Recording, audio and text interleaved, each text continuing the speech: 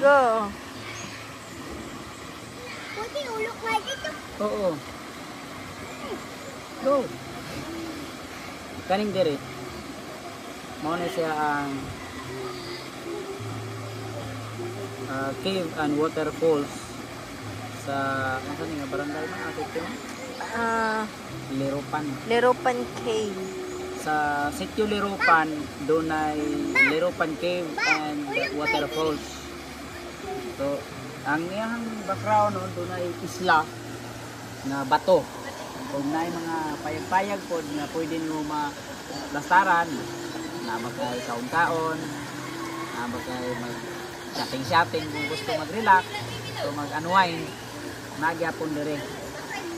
Nindot siya ang area no, ang disadvantage lang kay ang tubig niya kung mag-isgot kag maligo ka sama karon lubog.